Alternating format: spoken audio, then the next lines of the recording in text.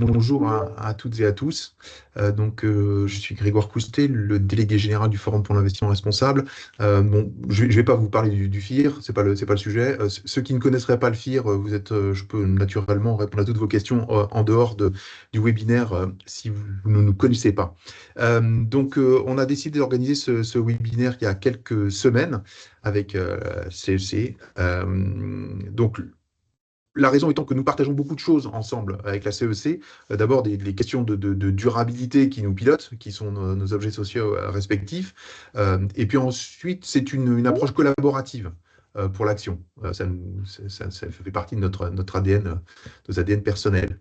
Euh, alors, on s'est dit aussi qu'il y avait beaucoup de vents mauvais qui soufflaient en ce moment sur le sujet, le fameux backlash sur les questions environnementales, mais pas simplement, que ce soit au niveau des États-Unis, mais aussi, et aussi en Europe, hein, avec la remise en cause de textes qui ont été très importants dans la dernière mandature, CS3D, CSRD, la taxonomie verte, avec beaucoup d'effets délétères qui risquent de remettre en cause un certain nombre d'ambitions du Green Deal, et notamment pour les entreprises et les investisseurs qui vont les incapaciter parfois dans un certain nombre de cas pour mener à bien leur politique de transition. Alors ce qu'on s'est dit, c'est qu'avec ces vents mauvais, ce qu'il fallait qu'on fasse tous ensemble, c'était garder le cap. Et donc c'est pour ça que gardons le cap, c'est une des expressions qu'on a utilisées ici, hein, face à ces vents mauvais. Donc c'est une métaphore marine qui nous paraît importante. Alors, le contexte dans lequel on est en ce moment et qui est quand même très très puissant, très fort, c'est les questions de défense, c'est les questions de géopolitique. Alors oui, bien sûr, les questions de défense sont importantes, alors qu'il y a des conflits en Europe. Oui, la place de l'Europe et dans la géopolitique mondiale est aussi très importante et doit être poursuivie. Mais ce qui nous guide, nous, je pense, à l'association, enfin le FIR et puis la CEC, c'est une société plus juste, une société qui va lutter contre les dérèglements climatiques, qui va lutter contre la perte de biodiversité. Et ça, c'est des choses de long terme qui ne vont pas s'arrêter avec les événements de géopolitique actuels, qui, on l'espère, à un moment vont devenir un peu plus calmes. Mais en tout cas, nous, ce qu'on poursuit, c'est quelque chose qui est beaucoup plus sur le long terme. Bon, donc ce qu'on fait, nous, c'est qu'on promeut l'action aujourd'hui. C'est ça, gardons le cap, c'est continuer à promouvoir l'action. Et donc, dans la séance qu'on vous propose aujourd'hui, donc autour de la CEC, c'est d'abord des témoignages sur un certain nombre de sujets. D'abord, on va entendre Émilie Rist-Meuzois, qui va nous parler notamment des travaux de l'AFNOR autour des efforts de normalisation sur l'économie régénérative, hein. C'est un peu ce qui est central au sein de la CEC. On aura certains acteurs qui ont participé déjà au premier parcours monde financier, alors qui peut-être est renommé, si j'ai bien compris, il va peut-être changer un peu de nom, le nouveau parcours. Donc Anne-Claire Impérial de Sycomore Asset Management et Léo Rivaud de Arkea Capital, qui vont partager un petit peu leur expérience, comment ils en sont arrivés, comment ils ont travaillé, où est-ce qu'ils en sont aujourd'hui. C'est très important. Mais avant toute chose, je vais passer la parole donc aux organisateurs, aux gens de la CEC aujourd'hui, qui vont nous présenter à la fois je pense, la CEC, en tout cas de manière générale dans un premier temps, pour ceux qui ne connaîtraient pas bien le concept, et puis après on rentrera plus dans le détail dans le futur parcours. Donc je passe la parole à Julia Dimian et à Isabelle de Fretter, donc qui sont toutes les deux copilotes du parcours monde financier pour le point général sur la CEC. À vous la parole. Je ne sais pas qui commence. Julia, je te laisse démarrer. Ça marche. Merci Isabelle, merci Grégoire. Bonjour à toutes et à tous. Donc effectivement, la CEC, qu'est-ce que ça veut dire la CEC? C'est la Convention des entreprises pour le climat. Même si on ne parle pas que de climat à la CEC, loin de là, on parle vraiment de toutes les limites planétaires et aussi du plancher social, bien sûr. Et donc la CEC, c'est une association d'intérêt général qui propose des parcours de transformation et de formation des dirigeants. Et le livrable principal au bout de ce parcours, c'est une feuille de route stratégique pour faire évoluer son modèle économique et vraiment s'adapter à ce contexte qui, certes, comme l'a dit Grégoire, n'est pas très favorable en ce moment, mais on pense qu'effectivement, le bruit politique ne doit pas nous faire oublier qu'en fait, les fondamentaux ne changent pas et que le climat, lui, et les autres limites planétaires n'attendent pas, en fait, et continuent à être largement dépassés. Et les conséquences de cela se font sentir au quotidien. Donc, dans un parcours CEC, pour qu'on parle d'un parcours, c'est que c'est vraiment une expérience effectivement d'un collectif de dirigeants et de dirigeantes qui se mettent ensemble plutôt que de en fait travailler la stratégie de son entreprise dans son coin. On travaille en collectif dans un cadre évidemment de confidentialité pour rompre la solitude du dirigeant, questionner sa raison d'être, challenger sa vision en terme, avoir une approche holistique et systémique des enjeux. Donc, comme je le disais tout à l'heure, vraiment toutes les limites planétaires, le plancher social aussi, pour naviguer dans cette complexité croissante et dans ce flou finalement qui devient de plus en plus perturbant en 2025. Et on s'appuie sur aussi un processus pédagogique transformatif, vraiment des méthodologies éprouvées où il y a une part de réflexion, mais aussi finalement le but de cette réflexion, c'est vraiment de se mettre en mouvement. On est très tourné vers l'action. Et l'intérêt général, puisqu'effectivement la CEC à dessein a été fondée par des gens qui venaient du monde d'entreprise, mais qui se sont dit en fait que pour faire face à ces enjeux systémiques, il fallait aussi quand même aller sur de l'intérêt général et donner à voir des exemples d'entreprises et de dirigeants qui se bougent. Et on en verra quelques exemples tout à l'heure. Donc, ça fait 4 ans que l'association existe. Il y a 1300 entreprises qui ont fait des parcours, soit en région, soit thématiques. Et là, vous voyez quelques-uns des acteurs de la finance et de l'assurance qui ont fait le parcours en 2023 et 2024. Donc, des sociétés de gestion, des banques, de l'assurance, du conseil, du public et aussi des directions financières. Mais on en saura tout à l'heure un peu plus avec des vrais exemples. Donc voilà pour le petit tour de la CEC en quelques mots. Mais on va parler évidemment d'exemples, parce que je pense que les exemples, c'est ce qui importe et ce qui nous manque en ce moment. Donc, je voulais passer la parole à Émilie Ries, qui est directrice RSE ESG du groupe Pierre et Vacances Center Parks, qui est une alumni de la CEC également, et qui, après la CEC, s'est engagée dans plein d'initiatives, dont l'aspect AFNOR de l'économie régénérative. Donc, j'arrête le partage, comme ça on te voit. Oui, il y a quand même un slide. Il y a un slide, mais tu me diras quand est-ce que tu veux le présenter, ouais. je te le prendrai au bon moment. Mais écoutez, en tout cas, bonjour à tous et toutes. En effet, nous, on a embarqué, quand je dis nous, c'est avec mon DG, Franck Gervais. Dites-moi si je me trompe, Julie et Isabelle, on était en 2022, le temps passe tellement vite, dans la CEC, qui était cette première version. Moi, j'étais déjà à la direction de la RSE du groupe. Hein. En gros, on faisait à ce moment-là 1,7 milliard. Maintenant, on fait 1 milliard neuf de chiffre d'affaires avec un DG, Franck Gervais, qui est arrivé il n'y a pas si longtemps que ça à l'époque. Et la CEC, ça a été en fait étonnamment pour moi une nouvelle claque en fait, qui m'a fait du bien aussi en fin de compte, et m'a permis vraiment moi en tant que Planet Champion, je pense que vous irez dans ce détail-là tout à l'heure peut-être, d'accompagner Franck Gervais dans ce parcours. Et le deuxième point qui a été vraiment intéressant, c'est la présence justement des décisionnaires, et notamment de mon DG. On était aussi avec le directeur de la transformation, Sofiane Zobeidi. Et concrètement, pour en partager avec lui sur ce sujet régulièrement, pour un DG de son niveau qui avait vraiment beaucoup d'autres sujets à traiter, dont des sujets purement, j'ai envie de dire, de survie presque de l'entreprise à la sortie du Covid. Ça a apporté beaucoup de collectifs en fait. C'est-à-dire qu'en fait, on sait que les sujets sont là, on a une démarche de développement durable qui était engagée depuis longtemps, mais la CEC a joué comme un accélérateur pour moi, mais comme pour mon DG, pour qui c'était important d'avoir une démarche, mais c'est devenu absolument nécessaire avec la CEC, parce que le fait de voir aussi d'autres entreprises et de certaines de toute taille, de tout secteur qui se mobilisent, qui réfléchissent ensemble.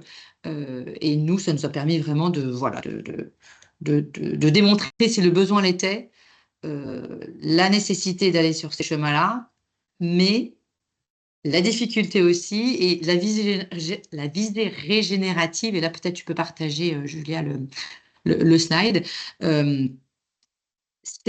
Pour nous, c'est une visée. Hein. C'est vraiment un modèle, en fait, d'activité. Il n'y a pas d'autre chemin. Et ça, on est...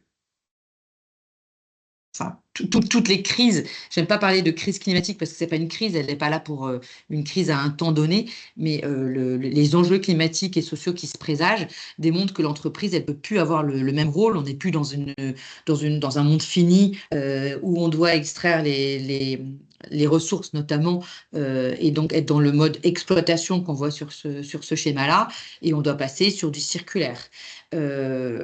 Travailler sur ces specs qu'a souhaité déployer Isabelle Delannoy, qui est présidente de l'entreprise Symbiotique et qui avait énormément réfléchi à ces sujets-là avant.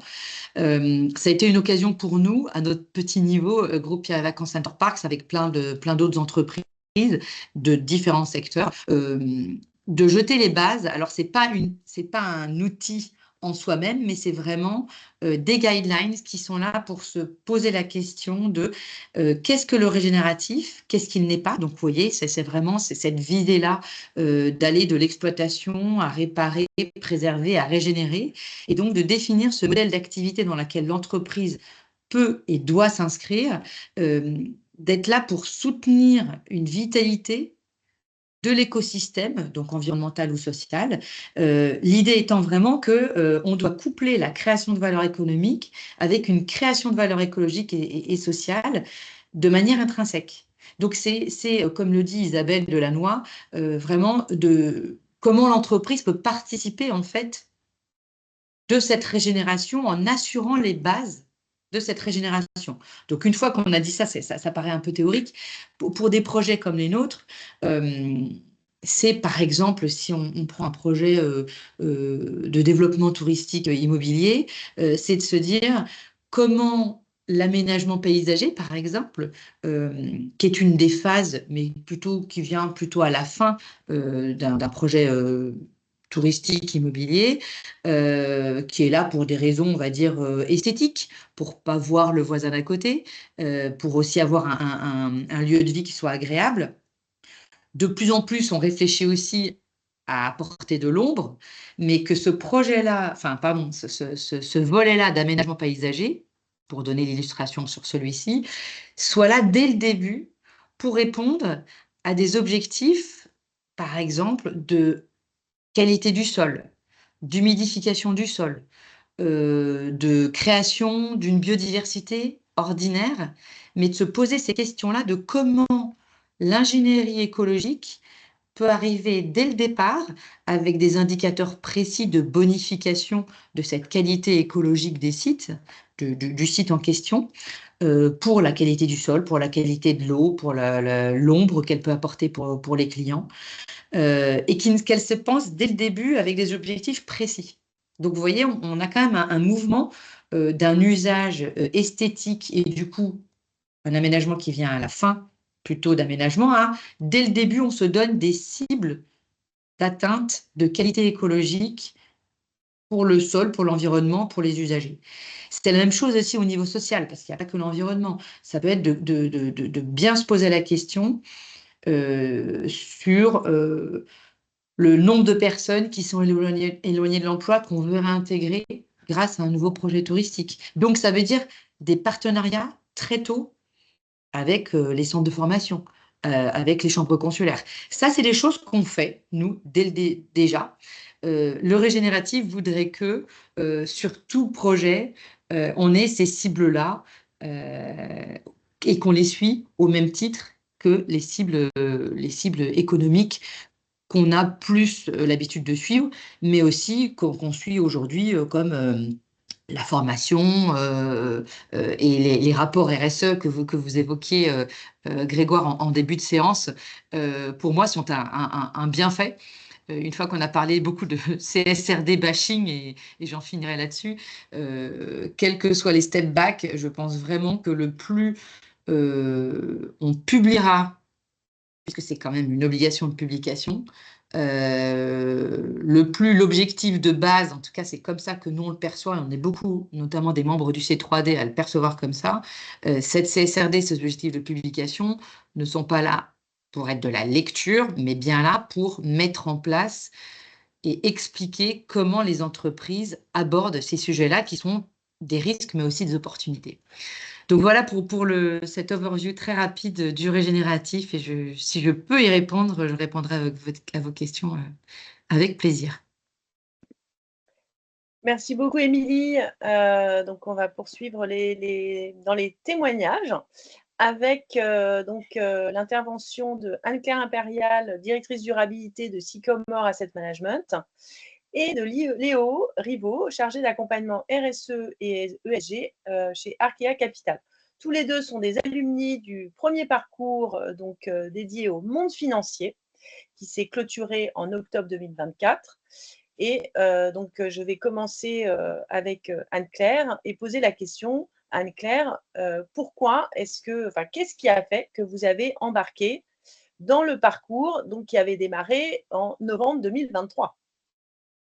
Oui, bon, merci Isabelle. Alors effectivement, pour Sycomore, c'est vrai que déjà, on ne connaissait pas la CEC avant d'avoir été alors à la fois sollicité par les équipes de recrutement de la CEC, mais en fait pas que. Si on s'est embarqué, c'est que en fait pour plusieurs de nos parties prenantes, c'était une évidence pour Sycomore, et donc ça a fini par l'être aussi pour nous, pour Denis Panel, donc notre directeur général, et moi-même.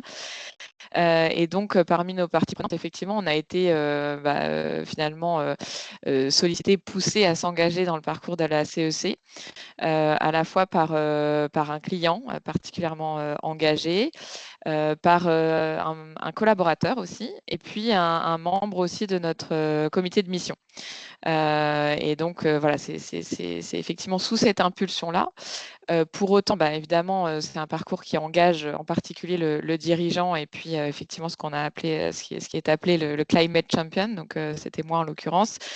C'était aussi évident parce qu'on était à une étape, donc on est entreprise à mission chez Sycomore depuis 2020, et c'est vrai que sur l'opérationnalisation, la conduite de la mission, la CEC est apparue comme une opportunité d'enrichir ce dispositif-là, et de s'embarquer conjointement avec Denis, qui avait pris son poste finalement même pas un an en fait, puisqu'il est arrivé au printemps 2023. Donc c'était pour lui aussi l'occasion de s'embarquer de manière très engagée dans sa prise de fonction et dans l'appropriation de la mission de Sycomore.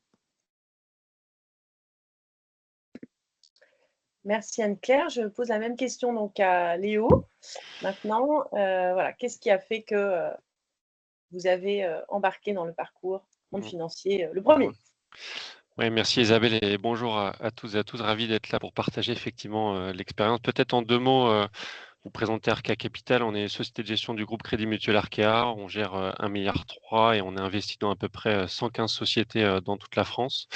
Et effectivement, on a souhaité embarquer dans ce parcours pour plusieurs raisons. Alors, la première raison, c'est qu'on a aussi entendu parler de la CEC via des parties prenantes. Anne-Claire évoquait un client, nous, c'est des participations. On a eu des participants effectivement à la CEC Ouest, auquel on était assez proches, et ils nous ont parlé effectivement de ce parcours, ce qui nous a aussi inspiré et nous poussé à participer. Ça rentrait pile dans le cadre de l'établissement d'un nouveau plan stratégique pour Arkea Capital. Donc, c'était aussi majeur pour nous aussi de se remettre en question vis-à-vis de nos engagements à ce moment charnière.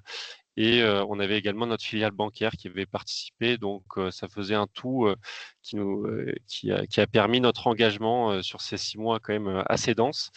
Et ce qui a été déterminant comme choix aussi, je dirais, dans ce parcours, c'est que comment il était présenté, il y avait une qualité des sessions en tout cas qui était présentée importante, ce qui nous permettait aussi de faire nourrir nos réflexions sur les enjeux environnementaux, sociaux, le projet collectif, le fait de pouvoir partager avec d'autres participants nos problématiques. Et je dirais que c'est toujours bon de se challenger. Donc, c'est aussi pour ça qu'on est rentré dedans en se disant, oui, on a peut-être des choses intéressantes qui sont mises en place chez nous, mais on va jamais assez loin et ça permet aussi de se remettre en question et sur plusieurs sujets. Et je dirais que la CEC a permis ça aussi d'envisager une perspective et c'est aussi pour ça qu'on a décidé de participer à cette première session de la CEC Monde Financier. Merci beaucoup. De nouveau, l'un après l'autre, en commençant par Anne-Claire, qu'est-ce que vous pourriez ajouter comme retour d'expérience par rapport à ce parcours et surtout nous dire où est-ce que vous en êtes aujourd'hui, puisque il y avait donc deux leviers d'action, notamment un qui est autour de votre plan stratégique et de votre feuille de route, comme évoqué. Donc voilà, où est-ce que vous en êtes aujourd'hui donc Anne-Claire, je te laisse commencer. Merci beaucoup. Oui, peut-être pour revenir effectivement sur le parcours, et on sait que sur le papier, ce qui fait un peu peur, c'est le temps qu'on y consacre à ce parcours. Je pense qu'il y a un premier point que je voudrais partager, c'est que en fait, c'est peut-être un parcours qui est très dense sur une durée assez limitée de 8-9 mois. Et en fait, mais c'est un bagage avec lequel on repart pour vraiment un bon nombre d'années quand même derrière. Nos feuilles de route, elles sont à 2030 ou 2035.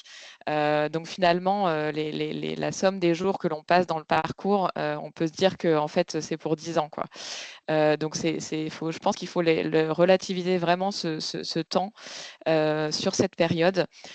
Pourquoi? Parce qu'en fait, dans le parcours, on a ce fameux parcours en U, avec d'abord une nouvelle claque, hein, je reprends le terme, parce que vraiment, je pense qu'à la fois autour de cette table ou à chaque fois dans les participants, il y a un bon nombre de personnes qui sont toujours déjà très engagées, très au fait des sujets environnementaux et sociaux et des challenges qu'on a aujourd'hui. Et pour autant, je dirais la richesse des contenus, la pertinence des intervenants, c'est vraiment, on ressort encore avec un nouveau socle de connaissances.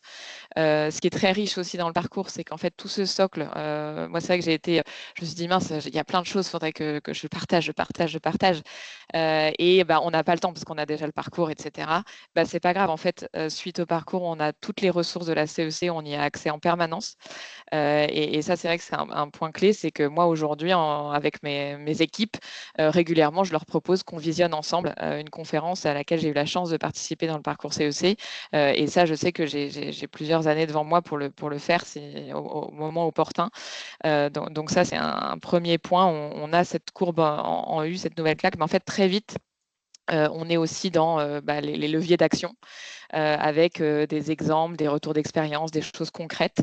Et puis de plus en plus, on passe du temps, surtout dans les fameux camps de base, avec un petit groupe de 10 structures, qui est un noyau et qui est aussi un endroit, une zone de confiance. Donc la CEC, c'est aussi, peut-être que certains en ont entendu parler, il y a des méthodes un peu bizarres, etc. Mais non, il faut démystifier tout ça. Ça peut paraître, il y a une démarche en fait. Alors bon, je vais employer un mot, c'est moi, hein, c'est qui parle là, de pleine conscience, qui parlera peut-être à certains, pas du tout à d'autres. C'est juste une démarche de présence en fait, qui est invitée, à laquelle nous invitent les accompagnateurs dans la CEC. Et en fait, elle est indispensable à le vivre à la fois bien et à arriver avec des résultats concrets pour enclencher des changements dans nos organisations et être vraiment fort de ça pour derrière avoir cette énergie dans nos organisations d'accompagner le changement.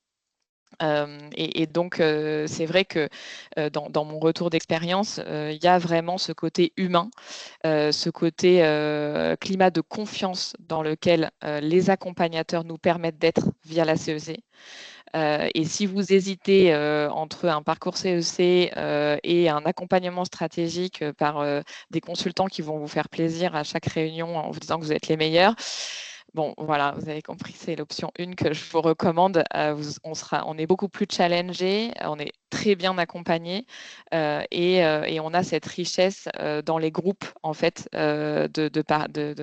on est ensemble à se challenger les uns les autres, qui est vraiment très forte et qu'on ne peut pas avoir, en fait, dans une mission de conseil. Donc ça, c'est vrai que c'est un autre retour, mais je crois que j'ai déjà beaucoup trop parlé. Je vais laisser Léo compléter, parce qu'il aura d'autres choses très intéressantes aussi à vous partager. Non, je te laisserai après compléter sur effectivement tes piliers, mais sur le retour d'expérience, en tout cas, pour moi, je pense que tu as cité pas mal de choses. Effectivement, l'apport d'expertise, ça c'est important. La première session, moi j'ai pris aussi une claque, effectivement. Je me disais, ah, il y a pas mal de choses que je connais sur le climat, sur la biodiversité, sur l'eau, parce que c'est mon métier. Mais en fait, on se dit, bon, bah, par rapport à des scientifiques du GIEC, on ne connaît pas grand-chose, donc c'est toujours intéressant de se le rappeler, effectivement, d'avoir cette qualité d'expertise, d'intervention qui permet de retrouver une vision 360, une vision holistique et de se dire, bah, peut-être si on s'était focusé, je ne sais pas, sur le climat jusqu'à présent, bah, on peut peut-être penser à autre chose, se remettre en question sur ses pratiques. Et je trouve que effectivement, de mon retour d'expérience, c'est vraiment ça que j'ai trouvé hyper important sur la qualité des gens qui interviennent et la possibilité de prendre du recul. L'autre point, Anne-Claire l'évoquait, c'est les camps de base, en fait, que vous expliqueriez, je pense, Julia et Isabelle après, mais cette possibilité de travailler en petit collectif et de faire émerger des solutions avec les autres qui nous challengent de la bienveillance. Et ça, c'est important. On n'a pas beaucoup l'occasion de le faire, je pense, dans nos différents métiers. Comme disait Anne-Claire, ça peut être soit des conseils qui nous aident ou des externes ou autres, mais c'est pas fait de la même manière. Et ça permet, je trouve, de se remettre en question et de se dire, bah, ce qu'il me dit là, c'est peut-être intéressant à prendre et il me le dit pas en ayant une animosité ou quoi que ce soit. Donc, je pense que ça, c'est important. Et le dernier point, c'est le temps. Effectivement, c'est un parcours engageant, mais c'est peut-être à double tranchant en disant, au départ, on peut se dire effectivement comment je vais faire, il y a beaucoup de sessions. Mais moi, je le vois plus en disant c'est une opportunité de réfléchir à sa propre feuille de route stratégique dans un autre cadre et de prendre le temps qu'on n'a jamais l'occasion de le prendre, étant donné qu'on est toujours pris par le quotidien. Donc, c'est s'offrir un temps de recul et de réflexion par rapport à ça. Et je trouve que ça permet effectivement de faire émerger des idées qu'on n'a peut-être pas l'habitude de faire quand on est dans le quotidien pris par beaucoup d'autres sujets. Merci beaucoup. Donc j'aurais une dernière question pour notre audience. Nous sommes un peu plus de 50, nous sommes 51. Et donc, qu'est-ce que vous auriez envie de dire à l'audience qui vous semble vraiment très important de partager l'un et l'autre, Anne-Claire et Léo. Et donc, Anne-Claire, je te laisse commencer. Ça marche. Et peut-être que je vais compléter aussi sur la deuxième partie de ta question tout à l'heure, Isabelle, sur où on en est aujourd'hui quand même, parce que je pense qu'effectivement, c'est important aussi pour l'audience d'avoir les éléments concrets. Donc concrètement, la CEC, on peut se dire, mince, on va faire une feuille de route CEC, bon, mais du coup, ça va s'articuler comment, comment on va gérer ça. Et en fait, ça a apparu assez rapidement une évidence que finalement, justement, ce parcours de la CEC pouvait nous aider dans notre mission. Donc notre mission d'entreprise chez Sycomore, elle s'appuie sur 4 objectifs qui sont intégrés dans nos statuts. Donc notre mission, c'est effectivement de contribuer à travers nos investissements à une économie plus durable et inclusive et générer des impacts positifs pour toutes nos parties prenantes. Et on a 4 objectifs statutaires, l'un sur le développement de notre offre produit, donc avec des produits qui allient impact, contribution positive et performance financière. Le deuxième sur la mesure de la contribution environnementale et sociétale positive nette de nos investissements. Le troisième sur la fédération des collaborateurs autour de cette mission et la création d'un environnement happy at work. Et le quatrième, sur notre contribution en tant qu'acteur d'un écosystème plus large au service d'une finance utile. Donc finalement, ces 4 objectifs statutaires s'inscrivaient très bien dans la logique d'une feuille de route CEC. Et donc tous les travaux menés au cours du parcours nous ont permis d'identifier des leviers d'action, des pistes pour dérouler notre mission dans les années à venir. Donc concrètement aujourd'hui, On a travaillé conjointement avec le comité exécutif sur cette feuille de route avant sa publication à l'issue du parcours. Et ensuite, on travaille à son appropriation avec le comité de mission et avec les collaborateurs pour que ça se déroule après dans les feuilles de route individuelles et collectives. Année après année, on va inscrire certaines actions que l'on avait identifiées petit à petit dans nos feuilles de route annuelles pour nous faire avancer dans la mission. Donc ça, c'est là où on en est aujourd'hui. Et comme je le disais tout à l'heure, il y a aussi tout un tas de contenus que l'on peut progressivement partager, que ce soit en équipe ESG ou en comité exécutif ou plus largement avec les collaborateurs, et des ressources en termes aussi d'intervenants que l'on pourrait solliciter dans le cadre de nos activités chez Sycomore. Donc finalement, comme dernier message peut-être pour l'ensemble des participants, je pense que les facteurs clés de succès, c'est effectivement s'y engager pleinement une fois qu'on a signé. Je pense que, voilà, comme le disait Léo, ou comme je le disais tout à l'heure, c'est vrai que ça prend du temps, mais la richesse de l'expérience, c'est vraiment de le faire à 100% quand on y est. Voilà. Donc, parfois, peut-être de se dire, effectivement, il y a peut-être parfois des arbitrages nécessaires et on ne peut pas y être parfois à deux sur la totalité du parcours. Et pour autant, embarquer le directeur général et je pense embarquer un dirigeant, c'est vraiment clé. Enfin, voir le dirigeant, le directeur général. Pour ma part, il n'a pas été présent tout le temps et c'est pas grave en fait. On se l'est dit entre nous aussi. Moi, je l'ai fait à fond, lui autant qu'il a pu. Et derrière, il y avait un accord conjoint que ce travail devait nous nourrir au fil des années qui suivent. Et donc aujourd'hui, on peut s'y référer et avec le comité exécutif aussi.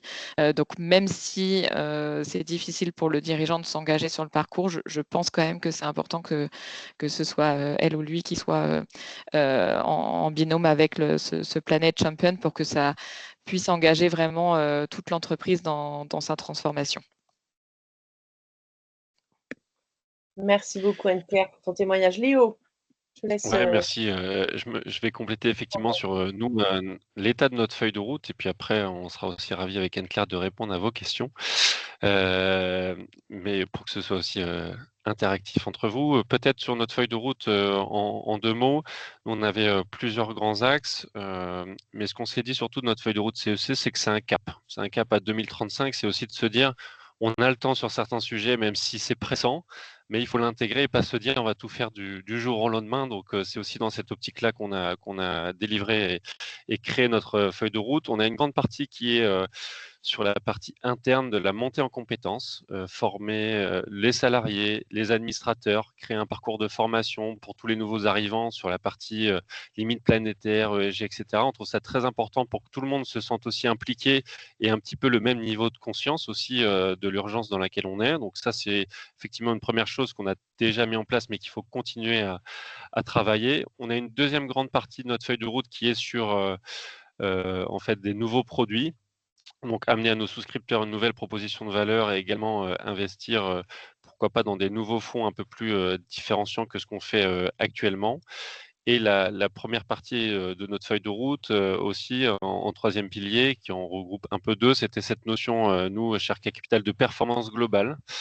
On essaye en fait de faire de la recherche et développement pour essayer de se dire comment à terme on pourrait valoriser une entreprise. On parle beaucoup de valorisation financière en EBITDA la plupart du temps, mais est-ce qu'on ne pourrait pas mettre sur pied une performance générale où finalement une entreprise soit valorisée avec ces deux piliers, que ce soit vraiment pris en compte dans la valorisation entre guillemets financière après des entreprises.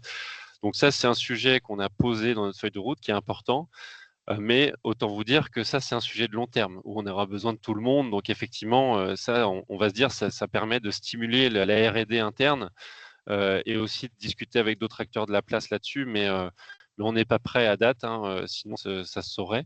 Mais effectivement, il faut aussi avoir cette ambition de se dire, il y a des projets qui vont mettre du temps, qui vont peut-être pas émerger, mais au moins on l'affiche dessus. Et l'autre aspect que je mentionnais un peu sur cette notion-là, c'est l'aspect d'accompagnement de nos participations. Donc, on parlait beaucoup de feuilles de route RSE. C'est effectivement des choses qu'on met en place, qu'on est en train de mieux tangibiliser et d'aller plus loin pour voir comment on pourrait pas intégrer dans ces feuilles de route des notions, pourquoi pas d'évaluation de la capacité de l'entreprise à répondre aux limites planétaires ou en tout cas à mettre moins de pression sur ça. Donc, là aussi, c'est de la recherche pour aller plus loin. Mais en tout cas, cette feuille de route CEC nous a donné un cap là-dessus. Et pour terminer, je dirais qu'effectivement, sur ce parcours, on en sort grandi, avec beaucoup d'apprentissage, beaucoup de choses aussi. On se dit, tiens, il y a des projets intéressants à mener à bien. Et je pense que c'est ça. Enfin, moi, je retire beaucoup d'innovation aussi interne, hein, et de prise de recul pour pouvoir se donner un cap à plusieurs années. Je me mettais à titre personnel beaucoup de pression sur cette feuille de route en disant il faut qu'on la fasse tout de suite.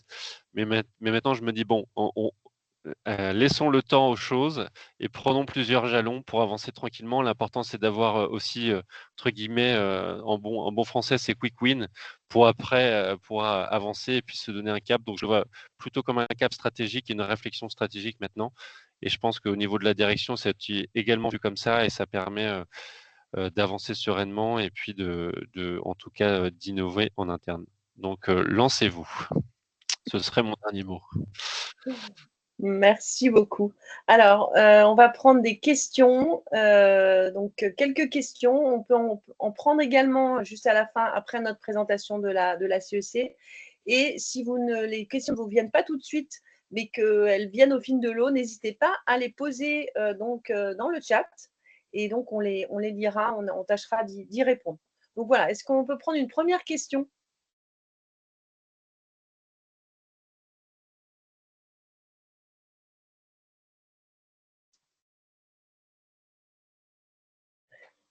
Soit dans le chat, soit si vous voulez juste débloquer votre micro pour la poser, n'hésitez pas. Ouais.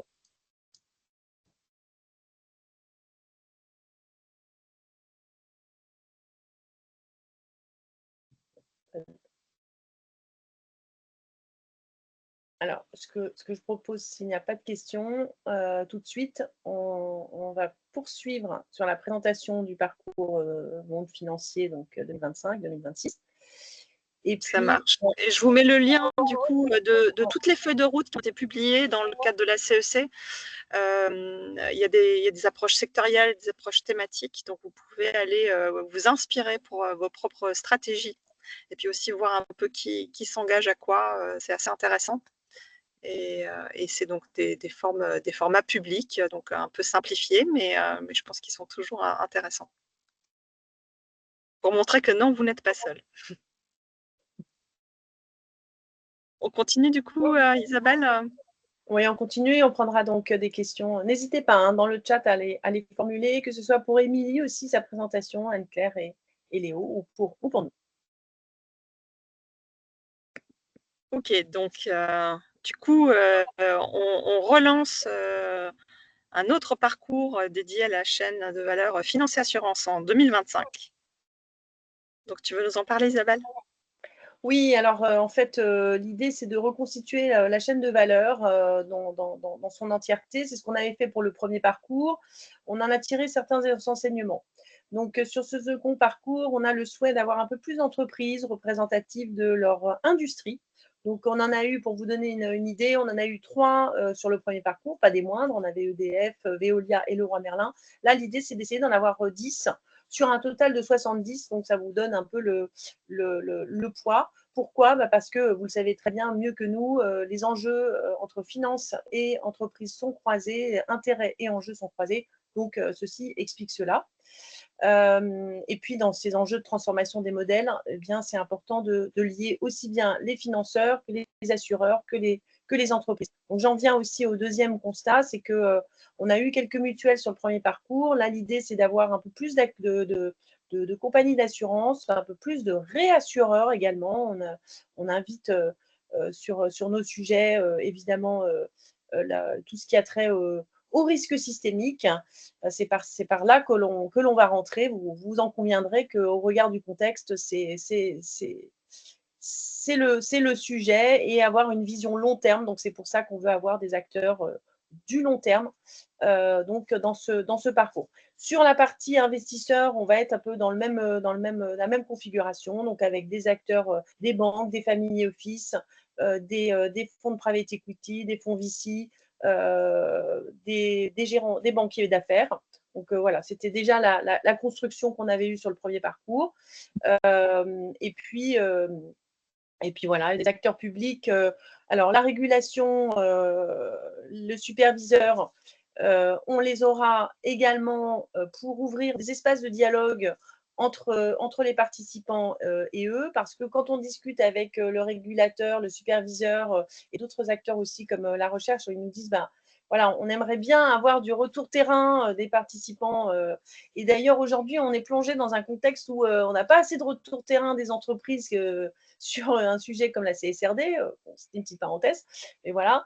Donc, l'idée, c'est ça, c'est d'ouvrir des espaces de dialogue et créer un comité consultatif dans lequel vous allez trouver les gens de la BCE, d'Insurance Europe, la Banque de France, la CPR aussi, bien sûr. Je ne vais pas tous les citer, c'est trop long, mais voilà, on veut ancrer les enjeux, on veut traiter des sujets qui comptent pour les participants encore plus finement qu'on l'a fait sur le premier parcours. Donc, voilà, on s'adosse à ce comité consultatif. Et pendant le parcours, eh bien, il y aura effectivement, sous forme d'ateliers, il y aura des espaces de dialogue. Tout ça en mode Chatham House, hein, puisque, voilà, pour que la parole soit plus libre, mais en tout cas pour coévoluer ensemble. C'est pour ça qu'il est là, le comité. Je laisse passer à la slide suivante et la commenter. Julia. Oui, donc effectivement, vous voyez que ce soit la façon dont on pense le collectif des participants ou le comité consultatif, c'est vraiment le point d'ancrage dans notre démarche. C'est qu'on pense que face aux enjeux qui sont systémiques et qui nous dépassent, comme le disait Émilie en introduction, en fait, c'est dans la façon de coopérer de façon collective qu'on va trouver de nouvelles voies. Et qu'on va sortir un peu de la stratégie des petits pas. Donc, effectivement, une approche systémique, que ce soit par les expertises aussi scientifiques dont parlaient Léo et Anne-Claire. Et effectivement, c'est systémique parce que les participants forment eux-mêmes un système. Et donc, ces espaces, ils sont aussi bien des espaces de réflexion, de prise de recul, et de mise en action. En fait, nous, on essaie vraiment d'avoir un bon équilibre entre les deux. Et bien sûr, on s'adaptera au contexte de 2025, qui est un contexte particulier. Ce qu'on veut vraiment cranter sur ce nouveau parcours, c'est ces espaces de coopération qui sont un petit peu nouveaux. Donc, on va encore un cran plus loin par rapport à ce qu'ont vécu les amis ici présents. Toujours ancrer la finance dans le réel. Donc, effectivement, la période fait que, du coup, peut-être en assistant à une certaine polarisation, finalement, ça permet aussi de clarifier les positions des uns et des autres. Donc, je pense que les gens qui vont s'engager dans une démarche collective comme ça, en fait, ils sont vraiment là pour impacter le réel et pas juste pour du greenwashing, si je peux me permettre, et une certaine dimension européenne, que ce soit dans le comité consultatif, on aura des acteurs à dimension européenne, et on a pour objectif de faire une des 6 sessions à Bruxelles, pour effectivement aller au-delà de la France, parce que les enjeux dépassent le territoire national. Donc là, je ne vais pas du coup y venir trop, je pense que nos alumni en ont déjà parlé. Donc vraiment, le parcours, c'est vraiment rythmé en fonction avec plusieurs temps forts, que ce soit donc les plénières, les fameux camps de base, donc où vous êtes inter-entreprise, et des ateliers thématiques qui seront aussi en fonction des besoins des participants. Donc, on mettra tout en œuvre pour que ce soit vraiment adapté aux gens qui viendront. Donc, là, vous avez le calendrier. Donc, c'est 6 sessions de 12 jours sur 10 mois environ. Et effectivement, ce temps long, il est ici par dessin, parce que ça vous permet de mûrir en fait entre chaque session. Donc, entre 2 sessions, il y a à peu près 6 semaines. Ça permet de mûrir, d'aller plus loin. Et chaque session, finalement, est la logique de la suivante. En fait, il y a une progression. Donc, ce n'est pas effectivement un menu à la carte. On est plus dans un menu vraiment de grand chef qui vous propose une expérience. Et tout ça au service vraiment de votre quotidien. J'ajouterais juste une chose, Julia, sur la dimension européenne. L'idée, c'est de faire intervenir aussi des experts venus de toute l'Europe qui osent, qui sont pionniers dans leur domaine, qui osent des choses dans leur manière d'investir, dans leur pratique d'investissement. Donc, qu'on fera intervenir également. Donc, voilà, c'est les 4 points clés importants de cette dimension européenne qu'on donne au parcours, qu'on avait démarré déjà avec le premier parcours, parce qu'il y a des intervenants, notamment anglo-saxons, qui étaient présents pour parler de l'investissement systémique. Mais voilà, donc on s'inscrit dans cette veine davantage, parce qu'on voit bien que l'enjeu est à dimension européenne, plus que jamais. Voilà. Absolument. Donc, comment ça se passe pour s'inscrire? En fait, il y a un formulaire de candidature que vous aurez dans la présentation, on vous mettra le lien. Ensuite, il y a un entretien de sélection avec nos équipes pour effectivement voir qu'il y a un bon fit entre ce que vous venez chercher dans le parcours et ce que nous, on vous propose. On veut vraiment que ce soit un engagement en conscience des deux côtés.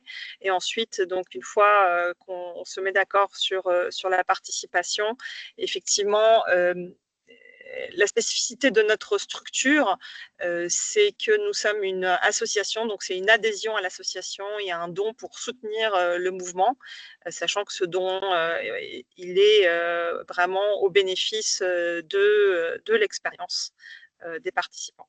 Voilà. Et donc, encore une fois, nous sommes convaincus que ensemble, on va plus loin et qu'il faut plus que jamais en 2025 faire œuvre d'écosystème et travailler en écosystème pour faire des choses ambitieuses et impactantes.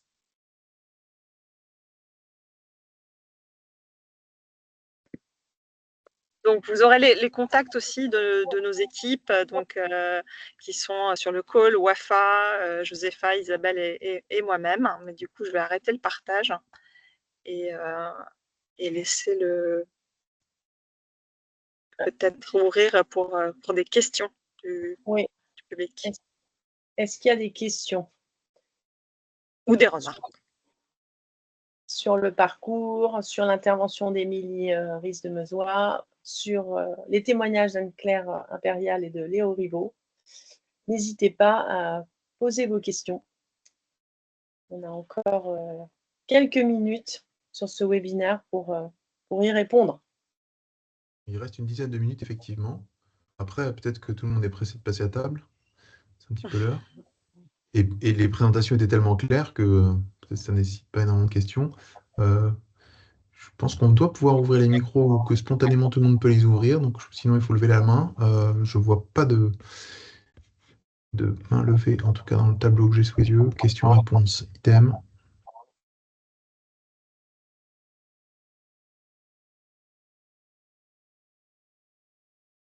Une remarque peut-être qu'on n'a pas, enfin que j'ai moi-même pas fait beaucoup ressortir, mais effectivement, et que Julia a bien rappelé, ou Isabelle aussi, c'est vraiment la force du collectif hein, à travers le parcours. Et c'est vrai que Julia mentionné aussi en début de call la solitude du dirigeant.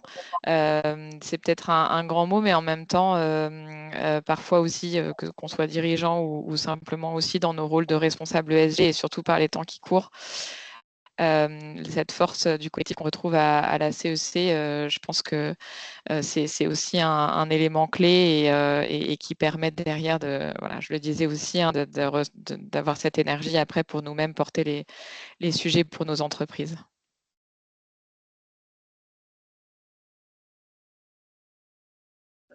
Merci Anne-Claire. J'aurais d'ailleurs une autre remarque, c'est que je me disais en voyant le parcours aussi, vous avez vraiment de la chance si vous vous embarquez parce que c'est le deuxième. Donc, il y a quand même toute la richesse des retours d'expérience, en toute modestie, mais juste sur aussi la capacité du parcours CEC entreprise à se connecter au secteur financier. Et je pense que vous l'avez bien senti là dans les introductions de Julia et Isabelle sur le nouveau parcours, cette nécessité d'intégrer le parcours dans le monde dans lequel on vit aujourd'hui, en particulier en 2025. C'est en toute sincérité qu'elles le font. Je sais qu'il y a beaucoup de travail qui est fait actuellement par les équipes pour justement s'assurer du côté opérationnalisable et réaliste pour que ça nous serve vraiment et ça soit utile à chacun dans nos entreprises, tout en s'assurant qu'évidemment on crante au-delà de nos ambitions actuelles en début de parcours. Oui, bonne remarque Anne-Claire. Effectivement, on essaie de s'améliorer et de ne pas juste faire un copier-coller. Évidemment, le contexte est différent et c'est vrai que pour peut-être clarifier par rapport à ce qu'on a présenté en liminaire sur l'économie régénérative, on pense que l'économie régénérative, c'est notre North Star. Que de toute façon, c'est le cap vers lequel il faut aller. On comprend tout à fait qu'actuellement, c'est compliqué. Donc, en fait, définir un cap ambitieux et ensuite travailler sur des trajectoires et sur un plan qui va avoir différentes temporalités, qui va pouvoir être révisé et peut-être effectivement on va lofer, voilà, comme quand on navigue avec un voilier, mais en fait on sait qu'on a le bon cap. C'est quand même intéressant. C'est pas juste être ambitieux pour être ambitieux sur le papier et ensuite que ça ne fasse rien derrière. On comprend qu'il va falloir de toute façon s'adapter aux circonstances. Donc, c'est très paradoxal d'être à la fois très ambitieux et très pragmatique. Mais on essaye de vous donner des espaces pour pouvoir réfléchir et agir avec ces contradictions, en fait. Donc, c'est pas juste être régénératif pour être régénératif. On prend tout le monde là où il est. Et on espère aller un peu plus loin ensemble que tout seul. Je vois qu'il y a une question qui est posée. Est-ce que le parcours existe dans d'autres pays? Ah, bonne question. Alors, je crois justement qu'il y a quelqu'un, Alexis, de la Suisse sur ce call. Donc, il y a un parcours en Suisse qui est en train de se développer et un parcours en Belgique. Et nous avons déjà fait un parcours aussi en Polynésie qui, pour le coup, s'est terminé donc en février. Et ce qui est très intéressant en Polynésie, c'est que des acteurs publics, c'est un petit territoire dont les acteurs publics ont participé au parcours avec les acteurs privés. Donc, ça a donné justement un travail en écosystème assez intéressant sur un territoire, encore une fois, très petit et très dépendant. Donc, la question, c'est oui, Polynésie, c'est fait. Donc, c'est un peu trop tard pour embarquer. Mais par contre, Belgique et Suisse, ce n'est absolument pas trop tard.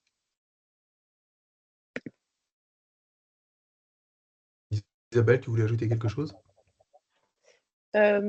Oui, je voulais ajouter qu'en fait, on s'était appuyé. Donc, je reprends la petite phrase de Julia tout à l'heure. Ensemble, on va plus loin. Donc, c'est vrai que ce deuxième parcours, on s'est vraiment posé la question de se dire est-ce qu'il a du sens. Et donc, on avait besoin on s'est dit ça a beaucoup de sens parce qu'il faut passer une taille critique, il faut qu'on arrive à embarquer davantage d'acteurs. Et c'est pas nous qui l'avons pensé, c'est d'abord les alumni eux-mêmes qui nous l'ont dit et répété. Il faut qu'on arrive à faire cette bascule. Et donc, on a besoin de plus d'acteurs pour participer au parcours, pour qu'eux-mêmes arrivent à convaincre plus de parties prenantes. Et donc, c'est comme ça qu'on va y arriver. Donc, c'était juste d'ajouter que voilà, on a choisi de faire ce second parcours parce que ça nous a été demandé par les alumni, parce qu'on en a convenu aussi avec l'équipe cœur du premier parcours. Et pourquoi on s'adosse encore une fois à un comité consultatif? Parce que le contexte est très complexe et qu'il faut, il faut trouver les bons leviers et que tous ensemble, on va la faire advenir cette bascule. Voilà, c'est pas isolément. C'était ce que je voulais ajouter. Bon, merci beaucoup à tous et à toutes. Je pense qu'on est quasiment arrivé au terme de la réunion. Il n'y a pas de questions supplémentaires. Donc, je voulais juste effectivement remercier tous ces témoignages aujourd'hui, celui d'Émilie, celui d'Anne-Claire, celui de Léo et bien sûr celui de Julia et Isabelle pour présenter effectivement le nouveau parcours en souhaitant qu'il soit un même succès que le précédent, en tout cas en ce qui concerne le monde financier ou banque et assurance, si c'est son nouveau nom désormais. Merci à tous et puis bon appétit. Merci Grégoire de ton accueil. Merci. À bientôt. Merci. Merci. Bonne journée.